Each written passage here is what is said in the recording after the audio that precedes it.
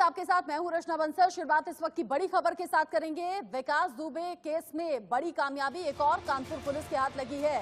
Kanpur shootout case में 2 लोग गिरफ्तार और किए गए हैं। ओम प्रकाश और अनिल नाम के ये आरोपी हैं। इन पर आरोप है शशिकांत और शिवम को छिपाने के, जो कि विकास दुबे के साथी हैं। शशिकांत और शिवम वांटेड अपराधी हैं और शय दी गई इन लोगों के जरिए ओम प्रकाश और अनिल ने अपने ही घर में छिपाया था, शरण दी थी और अब विकास दुबे के मारे जाने के बाद भी पूरी तरीके से एक्टिव मोड में कानपुर पुलिस नजर आ रही है। विकास दुबे के हर करीबी तक पहुंचने की कोशिश है और कितने गुर्गे उसके गैंग में शामिल थे। साथ ही साथ कानपुर के बिकरू गांव, जहां पर विकास दुबे का घर था, वहां मुनादी कराई गई और बाकायदा लोगों से कह दिया गया कि जिन जिन लोगों ने पुलिस के हथियार छीन कर अपने पास रखे हुए हैं वो 24 घंटे के अंदर वापस कर दें, वरना कड़ी और बड़ी कार्रवाई के लिए तैयार रहें। मतलब विकास दुबे के जाने के बाद भी अगर कोई विकास दुबे का साथी है या फिर किसी भी तरीके से विकास दुबे को सपोर्ट करता हुआ पाया गया तो फिर उसका भी अंजाम अच्छा नहीं होगा। कानपुर पुलिस लगातार एक्शन मोड में, एक्टिव मोड में।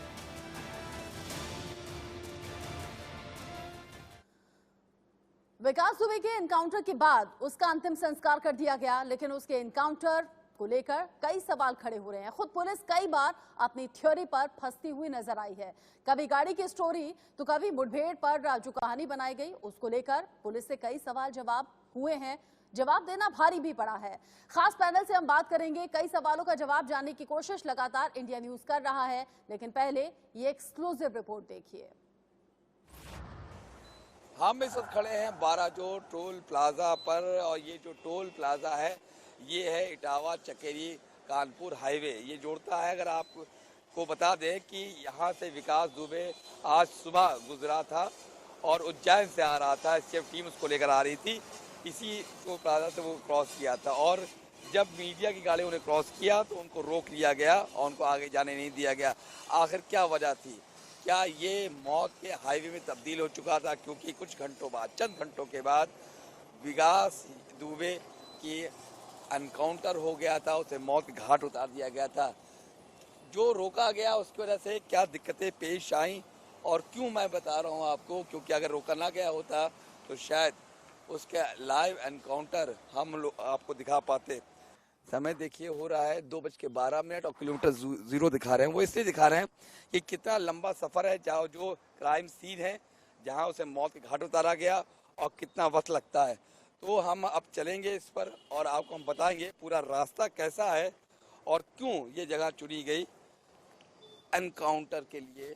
आज ही का दिन था जब इसी टोल प्लाजा से निकली थी 3 फर्राटेदार गाड़ियां। एक थी TUV 300 जो सबसे आखिर में थी, उससे पहले थी स्टॉर्म और उससे पहले थी एक स्कॉर्पियो, और इन 3 गाड़ियों के बीच में जो गाड़ी चल रही थी वो उसमें था विकास दुबे मौजूद। यानी कि जो TUV थी वो पीछे थी। और अब हम इस हाईवे पर चल पड़े हैं और आप देख सकते हैं कि हमने अपना कुछ सफ़र तय कर लिया है, तकरीबन 1.4 किलोमीटर का। 2:15 हो गया है। यानी कि अब आप देखिए नज़ारा हम दिखाते हैं आपको अगल बगल का, तो आपको उससे अंदाज़ा हो जाएगा। देखिए ये हाईवे है, कुछ यहाँ कंस्ट्रक्शन आपको दिखाई दे रहा है और थोड़ा सन्नाटा दिख रहा है। सुबह का वक्त था, तेज़ बारिश हो रही थी, सामने कुछ दिख नहीं रहा था, तेज़ बारिश हो रही थी, लेकिन वो गाड़ी तेज़ रफ्तार से आगे बढ़ रही थी और मीडिया को पीछे रोका जा चुका था, मीडिया को आगे नहीं बढ़ने दिया था। और रफ्तार इनकी गाड़ी की थी 120, कभी 130 की रफ्तार से गाड़ी बढ़ रही थी। यानी कि मीडिया को अगर आपने आधा घंटा 15 मिनट भी रोक लिया तो आपका काम हो गया। और आप देख सकते हैं कि अभी जो नज़ारा देख रहे हैं ट्रैफिक चल रही है, लेकिन उस वक्त इतनी ट्रैफिक नहीं थी। ये सुबह सब कुछ बंद था, लोग अपने घरों पे सो रहे थे, उनको अंदाज़ा नहीं था क्या कुछ आ रहा है। और पुलिस का एक दस्तूर है कि जब वो एनकाउंटर करती है तो सन्नाटे में करती है, और वो सन्नाटा यहाँ पर नहीं है। आप देख सकते हैं चारों तरफ, आप देखिए चारों तरफ आबादी है। अगर आप देखिए तो इधर भी आबादी मिलेगी, लेफ्ट साइड राइट साइड दोनों जगह आपको आबादी मिलेगी। ये बताता है कि पुलिस चल तो रही थी तेज रफ्तार से, लेकिन उनकी शातिर निगाहें, पैनी निगाहें तलाश रही थी कुछ ऐसी जगह जहां वो सन्नाटा, जहां कर सके विकास दुबे का काम तमाम। और अब हम बहुत करीब पहुंच रहे हैं जहां पर हुआ था काम तमाम लेकिन पहला फेस उसका था वो था एक्सीडेंट का, यानी कि वो गाड़ी, और इस बीच टोल प्लाजा निकले तो सवार हो चुका था, तब वो था स्टोम पे विकास दुबे। लेकिन यहाँ आते आते वो पता नहीं कैसे TUV 300 में पहुंच चुका था। क्यों पहुंच चुका था TUV 300 में, क्यों पहुंचा था, किसने पहुंचाया?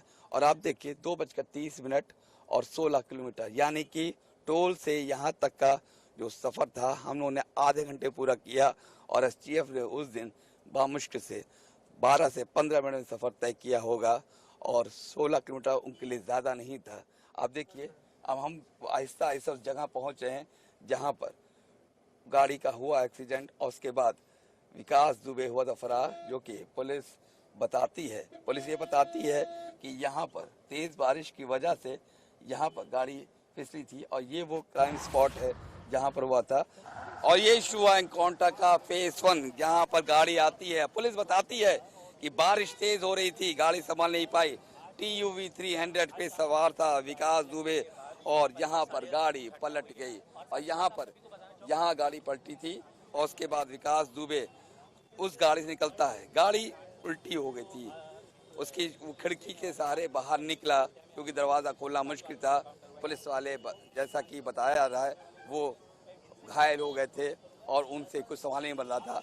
विकास दुबे ने मौका देखा, कहा मौका बढ़िया है, रिवॉल्वर निकाली और इस तरफ भागा। आप देख सकते हैं वो इस तरफ भागा, वो शख्स भागा जो कि लंगड़ा के चलता था, जिसके एक पैर में रॉड था। लेकिन पुलिस ने कहा है कि जैसे वो यहाँ तक पहुँचा या थोड़ा सा पहुँचा, तब तक की दूसरी गाड़ी पीछे आई। हैरानी की बात यह है कि कॉन्वॉय में हमेशा TUV 300 सबसे पीछे थी, बीच में सफारी स्टॉर्म थी जिसमें विकास दुबे बैठा था। लेकिन जब गाड़ी यहाँ आई तो विकास दुबे TUV 300 में सवार हो चुका था, सफारी का पता नहीं था कहाँ थी, और पीछे से एक टीम और आई STF की। उन्होंने देखा गाड़ी का हो चुका है एक्सीडेंट, लिहाजा वो उतरे, और जैसे ही उन्होंने देखा कि विकास दुबे इधर भाग रहा है, आप सोचिए ऐसे भाग रहा होगा विकास दुबे, लंगड़ा के चल रहा होगा, इस तरह से भाग रहा था। मुझे भागने में दिक्कत हो रही है, लेकिन विकास दुबे को नहीं हो रही थी, ऐसा कहना है पुलिस का।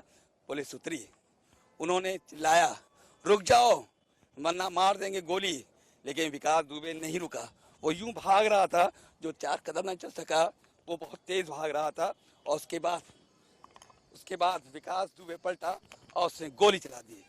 गोली लगी, पुलिस से चली, पुलिस झुक जाती है, और उसके बाद तेज तर्रार STF की जवान, पुलिस जवान एक बार फिर कहते हैं रुक जाओ वरना तुम्हें मार देंगे गोली, लेकिन वो नहीं रुकता है क्योंकि वो शातिर था, ऐसा कहना है पुलिस का। और उसके बाद वो यहाँ पहुँचा। ये आप देखिए तो रात का अंदाज़ा आपको होगा किस तरीके से पानी भरा है। ये अगर अभी का आलम है तो सोचिए सुबह का क्या आलम होगा, जब तेज रफ्तार से बारिश हो रही थी, मूसलाधार बारिश हो रही थी, और ये पूरी सड़क सन्नाटा था। फिर विकास दुबे भागता है, इधर भागता है, और पुलिस पीछे भागती है, एक बार और कहती है, लेकिन वो नहीं सुनता। उसको लगता है थोड़ी दूर और अंधेरे का फायदा मिल जाएगा और वो निकल जाएगा। अब आप यहाँ का नज़ारा देखिए, पहले देखिए यहाँ पर सन्नाटा, झाड़ झंकार, इसमें कोई आदमी घुस जाए तो उसको आप ढूंढेंगे कैसे? वो हाईवे जो ब्लॉक हो चुका, वहाँ से कोई गाड़ी नहीं आ रही है, और अगर कोई गाड़ी गुजर रही है तो उनको मालूम नहीं कि यहाँ क्या हो रहा है। और फिर वो जगह पहुँचता है जो कि मौत का आखिरी पड़ाव था विकास दुबे का, ये जगह। आइए वो चलते हैं और बताते हैं। ये वो जगह थी जो आखिरी कदम यहाँ तक विकास दुबे का आ पाए, और यहाँ पर विकास दुबे को ढेर कर दिया गया। अब सोचिए जब पुलिस बदमाश को गोली मारती है, जो भाग रहा होता है, तो उसके पैर पे गोली मारती है। विकास दुबे लंगड़ा था, स्टील की रॉड पड़ी थी, तो तेज रफ्तार से नहीं भाग सकता था। लेकिन STF की पुलिस और पुलिस टीम तो तेज भाग सकती थी, उससे तेज भाग सकती थी, लेकिन उन्होंने ऐसा नहीं किया और उसको गोली मार दी। आप सोचिए कहाँ रही होगी पुलिस, यहाँ और आगे या वहाँ जहाँ वो आदमी था, क्योंकि पुलिस को डर था कि उसके पास है पिस्तौल, कहीं मार ना दे उसको गोली। लेकिन नहीं, ऐसा उस दिन नहीं हुआ, क्योंकि गोली पड़ी थी उसके सीने पर, सर पे। ये था एनकाउंटर। पैर पे नहीं, सीने पर। अब पुलिस कहती है कि हम तो उसको जिंदा पकड़ना चाहते थे, लेकिन उसने हम पर हमला कर दिया। हम क्या करते, हमने उसको गोली चलाई क्योंकि वो सामने पड़ गया, सीने पर गोली खा गया। अजीब बात है, कोई यूं दौड़ता है क्या? नहीं, यूं दौड़ता है हर आदमी, यूं दौड़ता है। क्या मामला था, क्या वजहात हो सकती है? वजह साफ थी, उसके पास थे बहुत सारे राज, उन सफ़ेद पोशों के, उन लोगों के जो उसके थे आका। तो उन आकाओं को बचाने के लिए पुलिस ने क्या ली थी, सुपारी? ये सब बड़े सवाल हैं। जब तहकीकात होगा, जब इन्वेस्टिगेशन होगा, तब सामने खुलेगा और मालूम चलेगा कि आखिर इस खूनी हाईवे का के मुसाफिर का अंत यहाँ क्यों हुआ और जो रक्षक थे वो भक्षक क्यों बन गए। आखिर क्या वजह थी? आज तो उसे कोर्ट में पहुंचना था, लेकिन वो पहुंच गया सबसे बड़ी अदालत, भगवान की अदालत में। ऐसा क्यों हुआ? तमाम बड़े सवाल, एनकाउंटर सवाल उठ रहे हैं, जैसे श्री प्रकाश शुक्ला के वक्त भी उठे थे कि उठाया कहीं और, मारा कहीं और, दिखाया कहीं और। आखिर जब श्री प्रकाश शुक्ला वो शख्स था जिसकी वजह से बनी, और दुबे वो शख्स था, विकास दुबे वो शख्स था जिसने उठा दिए कई सवाल एसटीएफ पर, एसटीएफ की नाकाबिलियत पर, तो जाहिर है शुक्रवार कनेक्शन ले भी था विकास दुबे को। और एक हफ्ते तक जो छकाता रहा, जो विकास दुबे छकाता रहा कई स्टेट्स की पुलिस को, एसटीएफ को, पुलिस को, लेकिन उतार दिया गया मौत के घाट। लेकिन पीछे छोड़ गया है तमाम सवाल, उसके एनकाउंटर पर हैं तमाम सवाल। वीडियो जर्नलिस्ट गौरव के साथ खुर्रम जामी, इंडिया न्यूज कानपुर। दरअसल एनकाउंटर के बाद से ही लगातार जो सवाल उठ रहे हैं, उन्हीं सवालों की पड़ताल करने के लिए खुर्रम निजामी खुद घटनास्थल पर पहुंचे और एक तरीके से रिक्रिएट करने की पूरे सीन को कोशिश की। उन्होंने ये जानने की कोशिश की कि कैसे वो आदमी जिसके पांव में रॉड पड़ी हुई थी, भागने की कोशिश कीचड़ वाले रास्ते में की होगी और कैसे फिर उसका एनकाउंटर कर दिया गया हो। इसी पर चर्चा के लिए हमारे साथ एक पैनल जुड़ गया है। खुर्रम हमारे साथ खुद जुड़ गए हैं, घटनास्थल पर मौजूद थे, उनसे भी हम बारीकी से जानने की कोशिश करेंगे कि उनका आकलन क्या कुछ कहता है। राजनीतिक विश्लेषक दीपक झा हमारे साथ हैं और साथ ही साथ पूर्व एसीपी दिल्ली पुलिस वेद भूषण जी हमारे साथ जुड़े हुए हैं। वेद भूषण जी, हम किसी पॉलिटिकल पार्टी से कनेक्शन नहीं रखते, हम मीडिया चैनल हैं, हमारा काम है सवाल उठाना। मुझे बताइएगा, क्या यही होता है ट्रेनिंग में? क्या यही सिखाया जाता है कि जब कोई बदमाश भागने की कोशिश करे तो उसके सीने में 3 गोलियां दाग दो?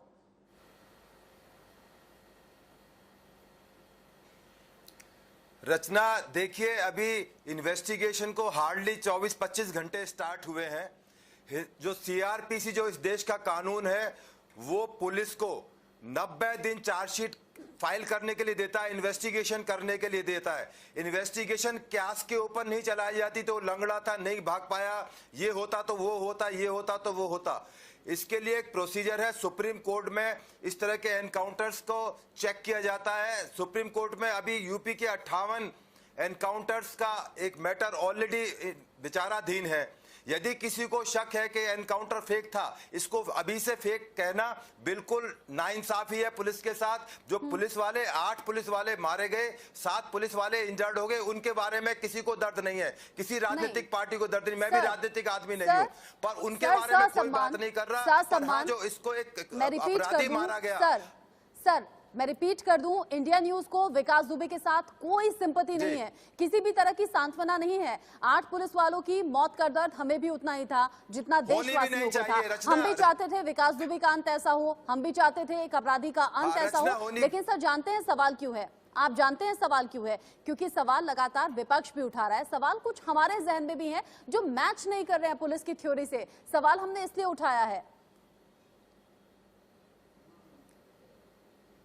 सवाल उठाना बिल्कुल जायज है रचना, सभी को सवाल उठाने का हक है। ये डेमोक्रेटिक कंट्री है, प्रेस भी सवाल उठा सकती है, अपोजिशन पार्टी तो सवाल उठा रही है। पर जिस तरह के बेतुके सवाल उठा रही हैं, उससे हमें हंसी भी आती है और बड़ा हास्यास्पद लगता है। जिस तरह से अभी एक बहुत बड़े समाजवादी पार्टी के जो सीएम रह चुके हैं, मैं नाम नहीं लेना चाहता, आप समझ गई होंगी, उन्होंने कहा कि इसकी कॉल डिटेल पब्लिक डोमेन में लाई जाए। मुझे बड़ी हंसी आती है, आज तक हिंदुस्तान के इतिहास में किसी भी क्रिमिनल की कॉल डिटेल पब्लिक डोमेन में नहीं लाई गई। अभी तो इन्वेस्टिगेशन शुरू हुई है। अभी आप खुद बता रही थी कि आज उसके 2 साथी जिन्होंने उसको शरण दी थी, ओम प्रकाश पांडे और शिवम दुबे, अरेस्ट हुए। अभी तो इन्वेस्टिगेशन सही मामले में शुरू हुई है। जो इसके पीछे पर्दे में छिपे हैं, चाहे वो पुलिस वाले हैं, आपने देखा होगा पुलिस वाले भी अरेस्ट हुए, SHO भी अरेस्ट हो चुका है, जिस सिपाही ने इंफॉर्मेशन दी थी वो अरेस्ट हो चुका है। थाने के 68 पुलिस वाले लाइन हाजिर हो चुके हैं। SSP साहब जिनके ऊपर शक की घड़ी है वो SIT के रडार पर है, उनको ट्रांसफर भी किया जा चुका है। अभी थोड़ा इंतजार तो करें, इन्वेस्टिगेशन कंप्लीट होने की तरफ जाए, चार्जशीट आ जाए, तब आप उसके ऊपर सवाल लगाएं। अभी पहले से ही आप क्या के ऊपर या मैं फिर करेंगे। हम जरूर चाहेंगे कि जो सवाल हम उठा रहे हैं उनका जवाब कम से कम हमें भी मिले। कल से लेकर आज तक 100 सवाल खड़े हो गए हैं, सवालों का खुद ही जवाब जानने की हमने कोशिश भी की है, खुद इस उलझी हुई गुत्थी को हमने सुलझाने की कोशिश भी की, लेकिन जवाब मिल नहीं पाए। इसीलिए हमने डिस्कशन रखा है, इसीलिए पैनल रखा है, और इसीलिए चूंकि आप बहुत ज्यादा एक्सपीरियंस्ड हैं, आपसे हम सवालों को जानने की कोशिश कर रहे हैं। लेकिन फिलहाल 2 तस्वीरें टीवी स्क्रीन पर, इसको लेकर भी सवाल आगे मैं आपसे पूछूंगी। ये 2 तस्वीरें उस वक्त की, पहली तस्वीर आप देखेंगे उज्जैन से जो कार निकली थी वो टाटा सफारी थी, और इसी गाड़ी में विकास दुबे को ले जाया जा रहा था STF जवानों के साथ में। लेकिन कानपुर के भौती में जो ये कार पलटी हुई नजर आ रही है वो है महिंद्रा TUV 300। कार कैसे बदल गई? काफिले में गाड़ी शामिल थी नहीं, लेकिन कानपुर पहुंचते पहुंचते एक एक्स्ट्रा गाड़ी कैसे ऐड हो गई? टाटा सफारी को महिंद्रा TUV में कैसे तब्दील कर दिया गया? क्या वजह थी जिसकी वजह से विकास दुबे को एक गाड़ी से दूसरी गाड़ी में बिठाया गया? और जब कानपुर IG से पूछा गया सवाल, IG रेंज से, तो उन्होंने कहा पहले सुरक्षा लिहाजों के चलते ये गाड़ी बदली गई थी, लेकिन बाद में अपने ही बयान से बदल गए। लेकिन आपको जान लेना चाहिए, कुछ सवाल हैं, कुछ अहम बुनियादी सवाल हैं जो इंडिया न्यूज उठा रहा है, और इसी को लेकर उठा रहा है कि आखिरकार ये कैसे बदली थी। कुछ सवाल हम अपने टीवी स्क्रीन के जरिए अपने दर्शकों के साथ साझा कर रहे हैं। एनकाउंटर को लेकर जो बड़े सवाल हैं, विकास को उज्जैन में टाटा सफारी गाड़ी में बिठाया गया था, जो मैंने तस्वीरें भी आपके सामने रखी, और लेकिन कानपुर में जो भौती में हादसा हुआ है वहां पर महिंद्रा TUV 300 गाड़ी है जिसे पलटा हुआ दिखाया गया। सवाल ऐसे में बहुत बड़ा ये खड़ा हो जाता है कि आखिर ये गाड़ी पलटी कैसे? जो गाड़ियों का काफिला उज्जैन से आगे बढ़ा था उसमें ये गाड़ी कहीं से कहीं तक थी नहीं। जो गाड़ी पलटी है उसके दरवाजे पूरी तरीके से बंद हैं, और विकास दुबे जैसा मोटा और हट्टा कट्टा आदमी आखिर बंद दरवाजों से, यानी कि खिड़की के रास्ते से कैसे निकल गया, ये भी सवाल है। एक्सीडेंट हुआ, एक्सीडेंट की हालत में पुलिस वाले जख्मी हो गए, जो कि बताया पुलिस के अधिकारियों ने, उनसे पिस्टल छीनकर भागने की कोशिश क्यों कर रहा था? वही विकास दुबे जो उज्जैन में चिल्ला चिल्ला कर कह रहा था कि मैं ही हूं विकास दुबे, कानपुर वाला। एक तरीके से सरेंडर कर देता है पुलिस के सामने, लेकिन कानपुर आकर ही भागने की कोशिश उसने क्यों की?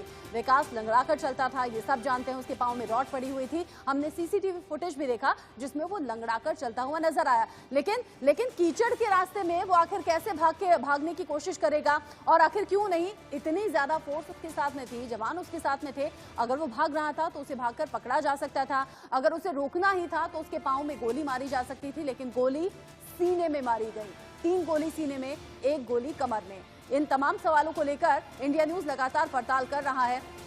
साथ ही साथ उज्जैन के SSP रुपेश द्विवेदी ने, जो कल हमने लगातार वीडियो आप तक पहुंचाया, ये वीडियो लगातार वायरल है। रुपेश द्विवेदी ने कहा था, जब उनसे पूछा गया कि कानपुर पहुंचेगा विकास दुबे, तो उन्होंने कहा था आई होप ना पहुंचे।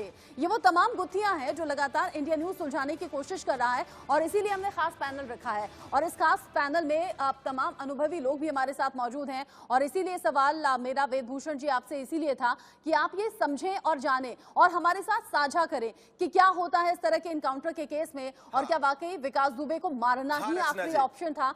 अब गाड़ियों को लेकर जिक्र में कर रही थी वेदभूषण जी, आपने कहा जांच हो रही है, इंतजार करना चाहिए, हम बिल्कुल संतोषजनक तरीके से इंतजार करेंगे, लेकिन सवाल उठाना हमारा काम है, तो हम सवाल उठाएंगे भी। मुझे गाड़ियों का ये जो काफिला चेंज हुआ, एक गाड़ी, वो समझ नहीं आया। टाटा सफारी में गाड़ी में बिठाया गया था विकास दुबे को, जो गाड़ी एक्सीडेंट हुई वो महिंद्रा TUV थी। सर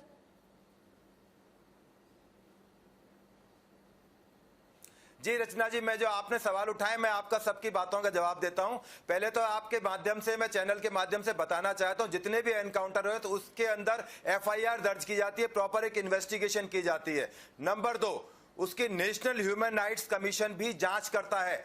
आज नेशनल ह्यूमन राइट्स कमीशन की इंक्वायरी वहां पर करने के लिए वहां के ऑफिसर जा रहे हैं, कृपया करके इंतजार कीजिए, इतनी बड़ी संस्था है। आप सवाल उठाने वाले तो आर्मी के ऊपर सवाल उठाते हैं, सुप्रीम कोर्ट के जजमेंट के ऊपर सवाल उठाते हैं, सवाल उठाने के लिए कोई मनाही नहीं है, पर जहां तक गाड़ी चेंज करने का सवाल है, जहां तक इन तरह की चीजों की बात है। पुलिस को बिल्कुल अधिकार है अपनी सेफ्टी करे, अपने मुलजिम को सही गंतव्य तक पहुंचाए। हाँ। और किसने क्या कहा आप उस बात पे ना जाके थोड़ा सा इंतजार करें, इन्वेस्टिगेशन चल रही है। मैं आपको बताता हूं, दिल्ली का, आप दिल्ली की रहने वाली हैं, आपका चैनल भी दिल्ली का है। 1967 से 1976 तक यहाँ पर सुंदर एक डाकू नाम के आदमी थे। उन्होंने इस दिल्ली एनसीआर में आतंक मचा रखा था। उन्होंने भी वजीराबाद पुलिस के ऊपर एक पुलिस वाले को गोली से भून दिया था। तब उनके और संजय गांधी, उस टाइम जो इंदिरा गांधी के बेटे थे, उन्होंने चैलेंज करा था संजय गांधी को कि मैं संजय गांधी को मारूंगा। तब उसके पीछे तमाम पुलिस तंत्र पड़ा और उसमें पुलिस वाले 13 पुलिस अधिकारियों की टीम बनाई गई और उसको यमुना के पास में एक एनकाउंटर में मार गिराया गया। उस पर सवाल लगाए गए, उसमें पुलिस वालों के खिलाफ मुकदमा दर्ज हुआ। 13 पुलिस वाले इंक्लूडिंग आईपीएफ ऑफिसर, जो कि बाद में कमिश्नर भी लगे दिल्ली पुलिस के, वो बहुत लंबे टाइम तक जेल रहे। परंतु इन्वेस्टिगेशन पता लगा कि पुलिस वालों की कोई गलती नहीं थी। तो यदि किसी को लगता है कि फेक एनकाउंटर है, नेशनल ह्यूमन राइट कमीशन में जा सकता है, सुप्रीम कोर्ट में अपनी पिटीशन डाल सकता है। केवल टेलीविजन पर आकर बोल देना, इसको फेक एनकाउंटर डिक्लेयर कर देना, इससे केवल काम नहीं चलता। ये तो लफाजी की बातें हैं, ये नेतागिरी का मंच नहीं है। यदि किसी को इससे तकलीफ है, इसको लगता है, शक है, तो अपने शक के दूर करने के लिए पुलिस में एसआईटी इन्वेस्टिगेशन कर रही है। समझे नहीं, मेरा या इंडियन न्यूज का कोई भी सांत्वना देने का इरादा नहीं है। हमें किसी तरह की सिंपैथी ऐसे अपराधी के साथ नहीं है जो कि 8 पुलिस वालों का हत्यारा हो, जिस पर 60 से ज्यादा संगीन मामले दर्ज हो। ऐसी कोई सिंपैथी नहीं है सर। लेकिन एनकाउंटर के तौर तरीकों पर सवाल इसलिए उठ रहे हैं क्योंकि सवाल यह है कि क्या कुछ नामों को दबाने की कोशिश है, क्या कुछ चेहरे सामने आ सकते थे जिनका राजपाश हो सकता था और उसका अंत करने के लिए विकास दुबे का अंत हो गया। अब अखिलेश यादव का जिक्र भी आपने किया था। अखिलेश यादव ने कुछ राज सामने आने की बात कही थी और इसीलिए कहा था सरकार ना पलट जाए, इसीलिए गाड़ी पलट दी गई। आप हमारे साथ जुड़े, आपने जरूरी इनपुट्स भी दिए हैं सर। आपने कहा है जांच का इंतजार करें, हम कर रहे हैं। अतुल सक्सेना इस बीच हमारे साथ जुड़ गए हैं, समाजवादी पार्टी के नेता, और साथ ही साथ Vishnu Sharma, secretary bar council Delhi, ये भी हमारे साथ जुड़ गए हैं। चर्चा लगातार जारी रहेगी। एक छोटे से ब्रेक के लिए यहाँ पर रुक रहे हैं, लेकिन सवाल, गैंगस्टर विकास दुबे मारा गया, लेकिन उसके करीबियों तक पहुंचने की कोशिश लगातार पुलिस कर रही है। पुलिस की कार्रवाई लगातार जारी है, लेकिन कुछ सवाल हम भी उठा रहे हैं जो कि हमारी नैतिक जिम्मेदारी है। हमारे साथ खास पैनल जुड़ा हुआ है। ब्रेक पर जाने से पहले हमने वेदभूषण जी को भी सुना। उनका कहना यह है कि जांच का इंतजार करना चाहिए। हम सवाल उठा रहे हैं, लेकिन सवालों को गलत कहीं ना कहीं ठहरा रहे थे। दीपक झा, आप क्या कहते हैं? बात यह है कि सुप्रीम कोर्ट ने एक बयान में अपने कहा था 18 अक्टूबर 2019 में कि उत्तर प्रदेश में जंगल राज है। तो जंगल राज का मतलब नहीं कि पुलिस वाले मचाए या गुंडा मचाए, दोनों मिलकर मचाए। संविधान पुलिस वालों के लिए उतना ही है और एक अपराधी के लिए भी उतना ही है, जितना कि एक हिंदुस्तानी का हक है संविधान पे। तो चाहे वो गुंडा हो, चाहे मवाली हो, चाहे जो भी हो, और चाहे पुलिस हो, चाहे आईएएस हो, चाहे आईपीएस हो, चाहे नेता हो, तो सबके लिए संविधान का हक है, जीने का हक सबको है। लेकिन पुलिस ने जिस तरीके से एनकाउंटर किया, उस पर सवाल उठना लाजिम है। विकास दुबे के लिए किसी को हमदर्दी नहीं है, एक अपराधी मारा गया। लेकिन बात यह है, जिस तरीके से आप उसकी गाड़ी चेंज करते हैं, जिस तरीके से आप कानपुर में आगे अचानक से गोली मार देते हैं उसको, हाँ। अगर कोई भागता है तो पीठ पे गोली लगती है, ना कि सीना दिखा के कोई भागेगा। ये कोई शहीद नहीं है, ये तो आतंकवादी था, आतंकवादी की मौत मारा गया। लेकिन दूसरी बात मैं कहूंगा, एक कसाब से ज्यादा खूंखार आतंकवादी तो नहीं था। कसाब को आपने 7 साल ट्रायल में रखा और उसके बाद सुप्रीम कोर्ट ने फांसी देती है, उसके बाद में उसको पिटीशन दायर करने के लिए। तो यहाँ पे क्या इसका इतना हक नहीं बनता था? और दूसरी बात मैं बोलूंगा, जो यहाँ पे पुलिस के प्रवक्ता बैठे हुए हैं, देखिए, जब तक आम आदमी मारा जा रहा था तब तक किसी को लेना देना नहीं था कि विकास दुबे क्या कर रहा। जब तक लूटपाट करके उन पुलिस वालों को थाने में महीने के पैसा पहुंचा रहा था, तब तक किसी को लेना देना नहीं था। जब पुलिस वाले शहीद होते हैं तब इनकी नीयत जागती है, तब इनको लगता है कि नहीं, हाँ। बहुत बड़ा अपराध हो और गया। अगर इतना बड़ा आतंकी था, अगर इतना बड़ा गैंगस्टर था, अगर ऐसे गांव भर में उसका आतंक छाया हुआ था, तो कार्रवाई पहले भी हो जाती। पुलिस वालों की दुखती रग तब दुखी जब 8 पुलिस वालों की हत्या करके वो फरार हो गया। फिर रात दिन एक करके उत्तर प्रदेश से लेकर मध्य प्रदेश तक, गुड़गांव तक, फरीदाबाद तक छानबीन की गई और तब जाकर विकास दुबे पकड़ा गया। सवाल ये भी है, जब आम लोगों की दुखती रग छेड़ रहा था, जब आम लोगों की हत्या कर रहा था, तब पुलिस कहां थी? लेकिन सवाल एनकाउंटर को लेकर इसलिए है